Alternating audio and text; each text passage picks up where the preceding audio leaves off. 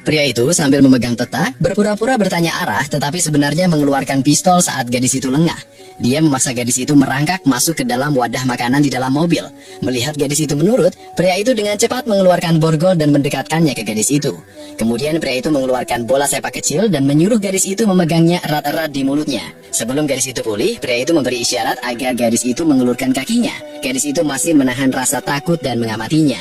Setelah semua ini selesai, Siti mengira dia akan dibawa ke Myanmar untuk bekerja sebagai mesin pelatihan ginjal. Tetapi tanpa diduga, dia diseret ke villa mewahnya. Begitu masuk, pria itu dengan tergesa-gesa melepaskan ikatan gadis itu, akhirnya membiarkan Siti bernafas lega. Kemudian dia membawanya ke kamar tidurnya. Melihat mainan-mainan cinta di tempat tidur, Siti menyadari ini bukan penculikan atau pemerasan biasa, melainkan upaya untuk memenjarakannya dan perlahan-lahan menikmati dirinya. Selanjutnya, pria itu mengeluarkan pistol dan mengancam gadis itu. Jika Siti tidak melakukan apa yang diperintahkannya, peluru di pistol itu akan tetap bersamanya seumur hidup. Apa yang dia lakukan selanjutnya akan menghancurkan pemahamanmu tentang penyimpangan, menunjukkan kepadaku apa artinya menjadi lebih patuh daripada seorang penyimpang. Pria itu mengeluarkan buku catatan dan mencatat siklus menstruasi gadis itu, mengetahui bahwa Siti mengalami siklus menstruasi. Pada hari pertama, pria itu sangat kecewa. Gadis itu mengira dia beruntung telah lolos, tetapi si penyimpang membuatnya menonton film dokumenter untuk mempelajari teknik-tekniknya dengan cepat. Gadis itu menatap layar dengan malu, matanya dipenuhi air mata kesedihan. Tidak hanya itu, pria itu juga membuat gadis itu belajar merokok. Melihatnya batuk terus-menerus dari pipa, pria itu perlahan-lahan menurunkan kewaspadaannya, mencoba membiarkan gadis itu membiasakan diri dengan lingkungannya. Siti berpura-pura menyapu lantai dengan sapu, tetapi diam-diam mengamati setiap detail kehidupan si penyimpang. Namun tindakan gadis itu tetap menarik perhatian pria tersebut. Setelah rencana kecil Siti terbongkar, pria itu segera menemukan sebuah kotak kayu misterius dan sengaja membukanya di depan gadis itu. Melihat kenangan masa lalu, pakaian-pakaian kecil yang tak terhitung jumlahnya dan poster orang hilang gadis itu, Siti yakin dia bukan korban pertama. Dia percaya bahwa selama dia menunda, polisi akan menemukan tempat ini. Tetapi perilaku pria itu semakin memburuk. Bahkan ketika Siti pergi ke toilet, pria itu tetap berada di dekatnya. Takut gadis itu tiba-tiba melompat keluar jendela dan melarikan diri. Untuk memastikan gadis itu tidak melarikan diri di tengah malam, pria itu memaksanya minum pil. Kemudian dia menyuruhnya berbaring diam di tempat tidur. Segera memborgolnya dan menguncinya dengan borgol yang tergantung di kepala tempat tidur. Dia melakukan hal yang sama pada kakinya.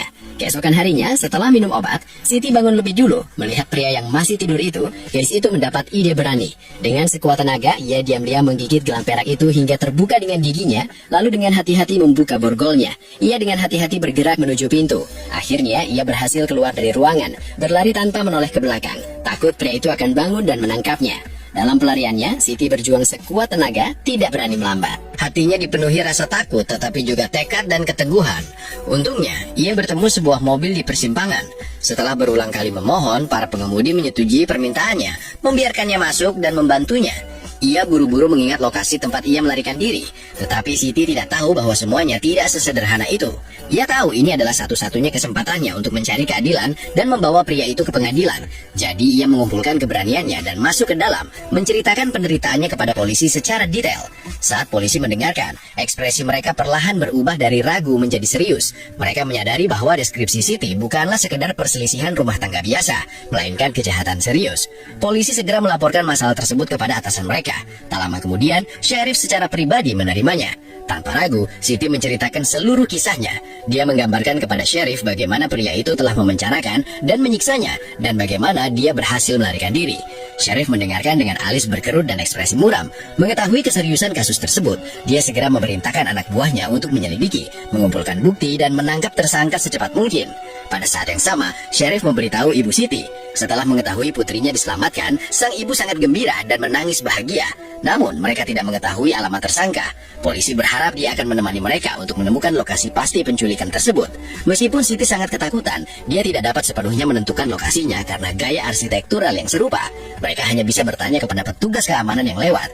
Tanpa informasi spesifik, para penjaga juga tidak yakin. Tepat saat itu, Siti bergegas keluar. Dia menjelaskan secara detail penampilan pria itu dari jendela, kesukaannya, dan bahwa pria itu pernah tinggal bersama seorang wanita berambut pirang. Berdasarkan informasi penting ini, para penjaga hampir yakin itu adalah apartemen 301. Sheriff memerintahkan anak buahnya untuk menyelidiki, tetapi demi keselamatan Siti, Sheriff memutuskan untuk membawanya kembali ke kantor polisi untuk mencegah kecelakaan lebih lanjut.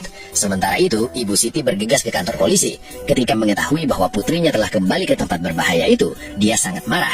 Tepat saat emosinya hampir meledak, teriakan ibu menghentikan amarahnya. Ketika melihat putrinya muncul di hadapannya, semua amarah dan ketakutannya berubah menjadi kepedulian dan kasih sayang. Dia memeluk putrinya erat-erat. Sementara itu, polisi berhasil menemukan kediaman tersangka, tetapi kamar itu sudah kosong. Sementara Siti dan ibunya menunggu dengan cemas. Setelah mengetahui tersangka melarikan diri, ibu Siti tentu saja khawatir, takut putrinya akan menghadapi bahaya lagi. Namun Siti menunjukkan keberanian luar biasa, dengan berani maju taju dan aktif bekerja sama dengan penyelidikan polisi. Dengan ingatannya yang luar biasa, Siti secara akurat menceritakan semua informasi penting, termasuk nomor telepon dokter dan detail yang telah dia amati. Dia bahkan memperhatikan bahwa pria itu menyembunyikan sebuah kotak logam misterius di bawah lemari hewan peliharaan. Ketenangan dan kecerdasan Siti membuat petugas yang hadir takjub, dan mereka mulai mengagumi gadis muda ini. Berdasarkan petunjuk yang diberikan Siti, polisi segera melakukan pencarian menyeluruh di tempat kejadian. Benar saja, mereka dengan cepat menemukan kotak logam berisi banyak pakaian dalam perempuan dan informasi tentang beberapa gadis yang hilang. Melalui tes DNA wajib dan wawancara ekstensif, polisi akhirnya mengkonfirmasi bahwa 5 gadis termasuk Siti telah dibunuh. Satu-satunya perbedaan adalah hanya Siti yang berhasil melarikan diri. Untuk segera menemukan tempat persembunyian si pembunuh, polisi menanyai pacar tersangka, hanya untuk menemukan bahwa dia tidak tahu apapun tentang tindakan pacarnya. Karena penculik masih buronan, tetapi untuk melindungi keselamatan wanita itu, polisi mulai meningkatkan patroli di sekitar rumahnya. Namun insiden ini menyebabkan Siti sangat tertekan. Dia tidak ingin kehilangan kehidupan sosialnya karena orang jahat. Waktu berlalu, dan berkat upaya tanpa henti polisi, keberadaan pria itu akhirnya ditemukan. Setelah pengejaran yang menegangkan, pria itu dalam keputusasaan. Setelah mengetahui hal ini, polisi segera memberitahu Siti. Setelah mendengar berita itu, Siti tidak dapat mengendalikan emosinya. Dia menangis terseduh-seduh, meluapkan keluhan dan rasa sakitnya. Dia berharap pria itu akan menghabiskan sisa hidupnya di penjara, dan dialah yang akan memberinya kesempatan untuk mengatakannya secara langsung bahwa memilih dia adalah keputusan terburuk yang pernah dia buat. Kisah berakhir di sini. Ini adalah film yang diadaptasi dari kisah nyata.